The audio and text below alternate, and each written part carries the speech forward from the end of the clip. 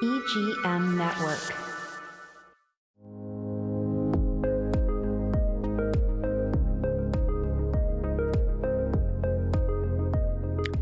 Welcome to Scouted Treasure Coast. I'm Amy Brandon, the owner-editor of the Scout Guide Treasure Coast, and today I have Alex Brown joining us with Indrio Fields to talk about his family business, generational agricultural and land business on the Treasure Coast. His family roots run deep with not just citrus, but cattle. So Alex, thank you for coming on. Thanks for having me, Amy. I have to say, I've known Alex for a very long time. It's been a minute. And this is going to be a very interesting episode today. There's questions that I haven't asked you in all these years, so you're going to get them today. I'm ready. Bring it on. So, unfortunately, your brother Rollins and your dad couldn't join us today. One of the things, and let's just get right into it, is I remember a very long time ago when you purchased the domain of citrus.com. Yeah. So I wanted to ask you, because you were only in college and you knew then that this is what you wanted to do. And what was it that, because you were very, you were stern on, this is what I'm doing. There was no changing. What was that in you? I think, from a young age, I was always interested in technology. And obviously, I grew up on a ranch, grew up, in a citrus grove, like in an agricultural family. And I think as you get to become an adult, you start thinking like, well, how do I apply this interest of mine, right? And for me, the interest in technology and then the knowledge of farming and growing up in agriculture, that just seemed like a natural way to apply that technology. So, and then specifically, the idea of being able to direct market, our family's products. Of course, that sounds novel now, but of course, when websites were first coming out, it was kind of a whole new world. Yeah. It's a big deal. So let's go back to that. I know you have a long generational, multi-generational. In fact, I guess you're fifth generation Floridian. I'm fifth, and then we have the sixth generation. Okay, so. And your dad's fourth. Yep.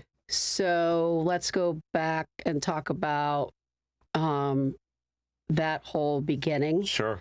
And how it came to be. I have memories. Well, it's funny. I knew your dad was a lawyer, and I know he practiced law. Sure. But I really don't remember that. That's always been in the ag and the citrus business, really. Mm-hmm. But I know your family, it was back prior to that with the land. So if you could give some history on that. So my great-great-grandfather came here in the 1870s from Scotland. They immigrated, and he established the first trading post in the region in Fort Pierce in 1879. And he traded from Jacksonville to Cuba. And his name was Benjamin Alexander Hogue. And so that began my family's history in the region. At that time, I think there was Brevard County. All of this was Brevard County. Okay, that's right. And then it became St. Lucie County, and now we're in Indian River County. Right, so Indian River County and Martin County just celebrated the 100th year, so that was right. So that's my family's history is very similar to what you might read in A Land Remembered.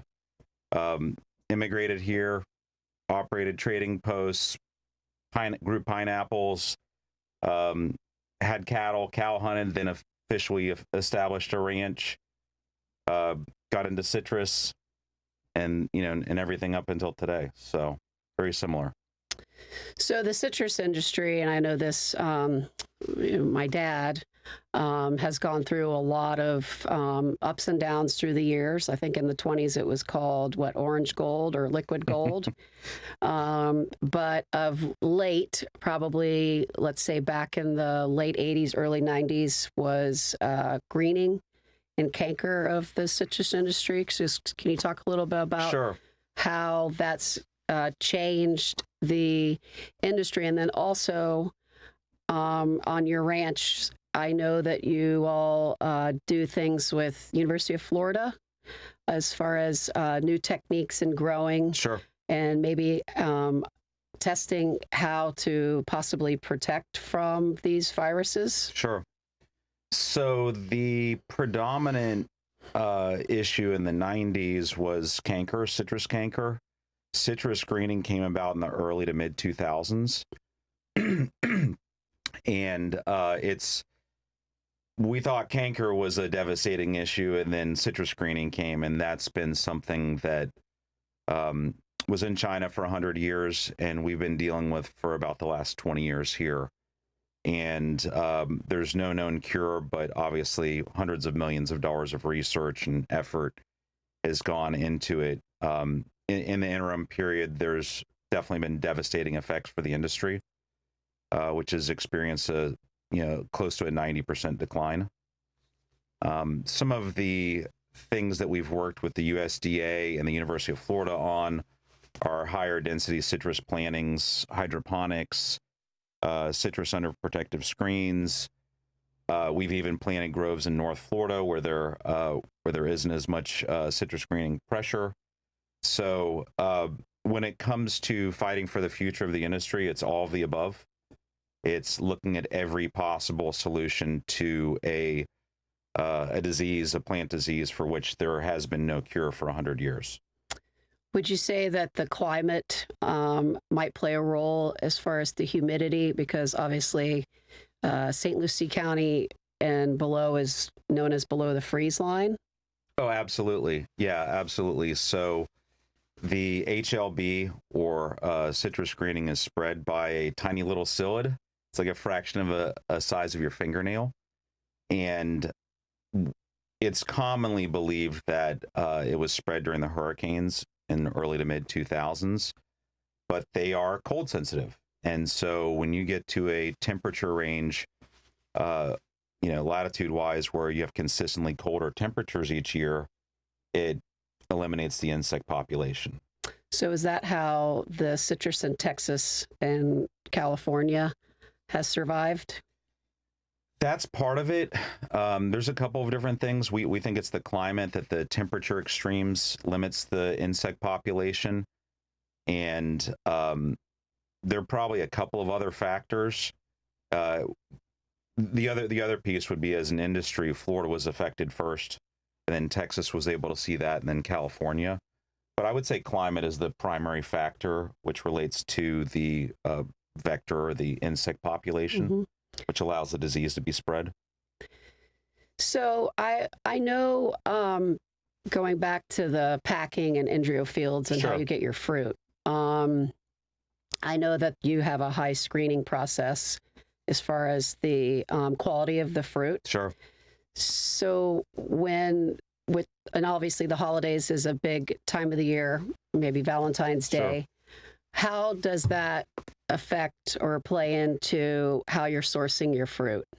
Yeah, sure. That's a great question. So kind of going back to the origin of getting involved with citrus.com and direct marketing, we always grew extremely high quality fruit, and same thing with cattle, right? We always had try to focus on superior genetics. And when we saw the market prices crash in the early 90s due to oversupply, that's when we started having the conversation about how do we bring our product, which we felt was superior, directly to consumers. That was really the beginning of that idea, was the early 90s. And again, we started later in the 90s, as you mentioned.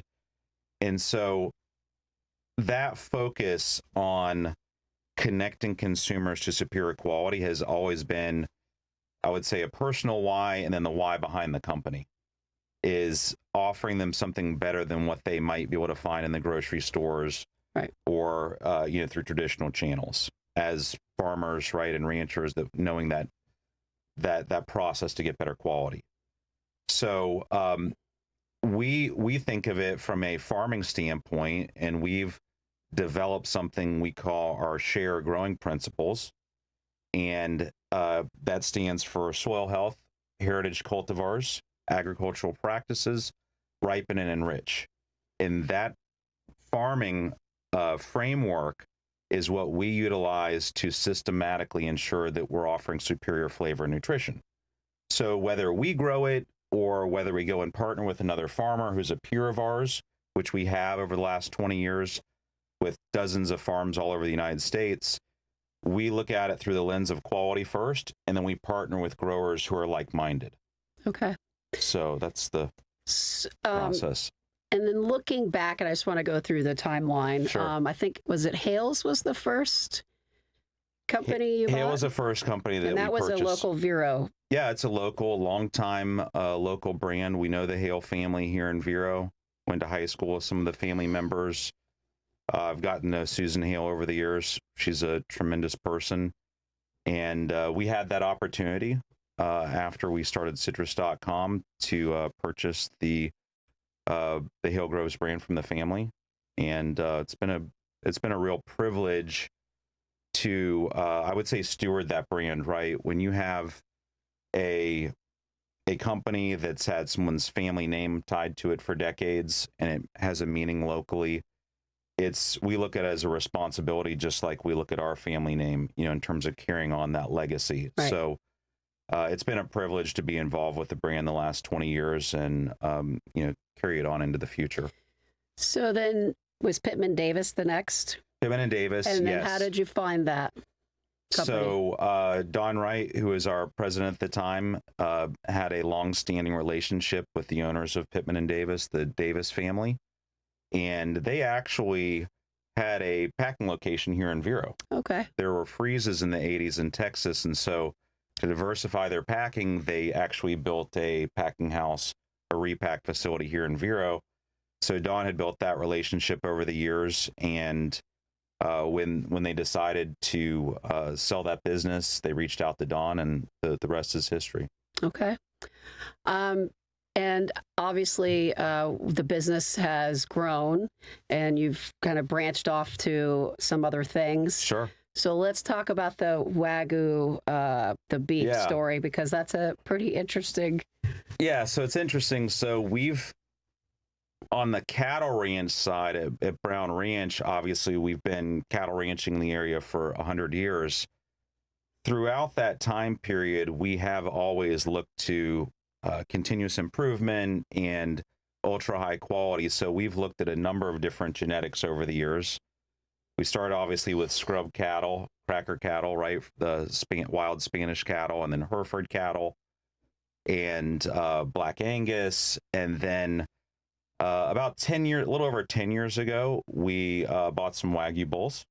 Okay. From the other side of the country from a very reputable breeder, and began crossbreeding them with our Black Angus. We really didn't do much with it, but about 18 months ago, we said, look, we have Indrio fields, we have a farm-to-table food company. Why don't we consider, selling the beef through that? So we launched the Everglades Ranch brand as kind of a reference to our ranch's location in the northern headwaters of the Everglades the last 100 years. So it's a new brand. We're very passionate about it, though, because it's brought up a lot of the sense of legacy and quality that the family has stood for over the years. And it's been really fun. And my brother's really led a lot of that. Yes. He can't be here today because he's out actually picking up bulls in Idaho or somewhere. Okay. So shout out to him and his wife Kimball, wherever they are on the road. Wasn't he at White's Tackle over the weekend? He was, yes. Is that off of Cardinal? No. Well, they have a location on Cardinal. They also have a location on US 1 in Fort Pierce. Yes. So is that where he was? We were down there, yes. So we were doing smash burgers as part of White Tackle's 100th anniversary, Oh, actually. wow. Okay. Yeah, All right. so that was a fun event, but he left on Sunday to head out for that. But yeah, so the beef has been a really great thing, and we're kind of learning as we go, but we think we have something that's pretty special. So that's only retail. So you're not doing wholesale like to restaurants or We're anything considering like that? doing a little bit. Obviously, it's 24-month raised, prime grade, pasture raised beef, never been in a feedlot. We think it's something that's pretty unique and special. So obviously that commands a premium price. That being said, we believe that there are probably some local partners. In fact, we've talked to White's about the possibility of offering it for some of the sport fishing customers that they have. That's a possibility. But we're having some conversations to see if there are some win-wins that we can have to let more people experience it. But also, I think it was a couple months ago that you opened the retail, so you could call and come pick something up. Jesse, do we have any of that? It's not full on retail, but it's we have on the website, right, where you can order and come in and pick up, right? You can stop by. It's not a full on retail store, but we do have, because we have obviously we have all of our products there at our warehouse, but we have the beef there, and people can pick up. We can have a dialogue. We're also going to be doing ranch tours at some point, because it's really important to people where their food comes from. Right. And I think that's one of the benefits of buying locally. And of course, we want to be transparent and show everybody how the ranch operation works and what we're doing. We believe to raise better quality beef. So that'll be coming in 2026. Well, to lead into that question, I know your family's always been great land stewards. How do you see, Indrio Fields and really sort of the state of agriculture on the Treasure Coast, being that Indian River and really St. Lucie County has been, at least on the East Coast, one of the larger centers of agriculture for the state of Florida? Sure. Yeah, so historically, this region's really important to the state, right? Even I don't know how many people know that the Indian River Grapefruit Plates, right? The Indian River Citrus League, that's actually a state protected region by the legislature because of the world-class quality grapefruit that's been grown here. And that actually goes down through Palm Beach County, correct? Yes, it does. It does. It's not just in River County. It's up way further north, up into the Titusville area, and then down to Palm Beach County. But that speaks to the agricultural legacy in the region, right? Obviously, we talked about citrus greening. That's put a lot of pressure. There's obviously always land development pressure. People want to move to Florida, and I think that's a good thing. And particularly, they want to move towards coastal areas. Right. And I think that's a dynamic that we should expect, and it's not necessarily a negative thing. At the same time, we believe in doing everything possible to support agriculture, right? Because obviously, once a property is paved over, it's not going back. Right. So I think two things can be true at once. I think we can be pro-development and welcome people here to the wonderful quality of living we have.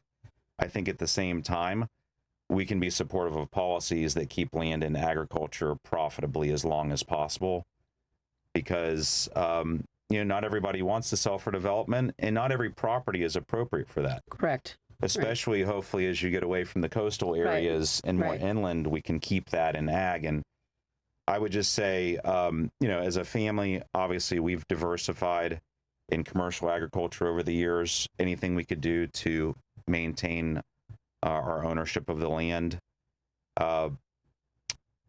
Separately, from an Indrio Fields perspective, by direct marketing products from our farms as well as other farms, we see that as part of the solution, right? So partnering with other farms to be able to get a premium, right, for the flavor and nutrition, that adds a revenue stream, which helps make the farm economics work, which helps preserve land.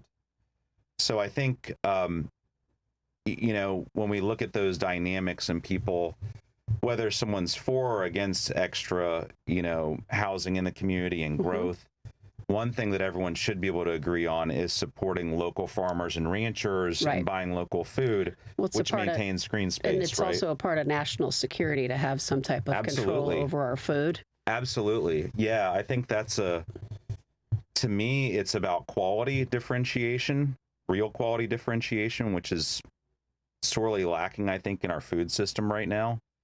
And even beyond the quality piece, if we can't feed ourselves, right, what kind of security do we have? Right. One of the questions that I wanted to ask your dad, and I know that you probably know just as much as he does. Probably not, but I will try to answer on his behalf. And I had a conversation with him. It's been probably over a year now about the price of beef. And his answer to me was it was really had to do with the limited accessibility and really the limited amount of slaughterhouses. And that was a large part of why beef prices were so high. It's funny because we don't have any in Florida, do we? Not major ones, no. I mean, there are smaller USDA-approved processors, like the ones we work with, which are great. Yeah. But the scale of those compared to the larger packing companies is just, it's hard to even fathom. From my perspective, most of these types of issues, yes, there are supply and demand dynamics, whether it's grapefruit prices in the 90s or whether it's beef prices today. Of course, there are supply and demand dynamics. But if you take a step back and you look at regulatory policy, you can usually see better explanations. So in this case, 4 companies control 85% of the beef supply in the United States. Oh, wow. So not to get into an antitrust discussion, but there is significant concentration of control. And while it is true that the cattle herd size in the United States is on historic lows, I wouldn't look at that as the cause of high prices. I would look at it as the result of the way pricing has been the last decade. Right? So why would ranchers exit the market if prices were good and economics were stable? Correct. So what's happened in the last decade? Increasing concentration amongst the big 4 packers. Country of origin labeling went out the window a decade ago. So beef can be from all over the world. As long as it's packed in the United States, it can say product of the USA. So what is the net effect of those things? If you look at the research on what ranchers are actually receiving, what you might call the farm gate, right? Right. Versus what retail prices are, the percentages actually declined or barely kept up. Okay. So if you looked at a price chart, you'd see retail prices. And this is very typical. Again, ranchers, growers, for the most part, unless they are direct marketing like we are to the public, they are wholesaling to various middlemen and processors all the way to the point that it gets to the grocery store. And so it's very counterintuitive when it comes to finding higher quality or, supply demand imbalances. The profit taking part of that piece, a very, very small amount of it gets back to the producer. That was actually my impetus for getting into. So if you look at the prices, and again, you can look at the charts.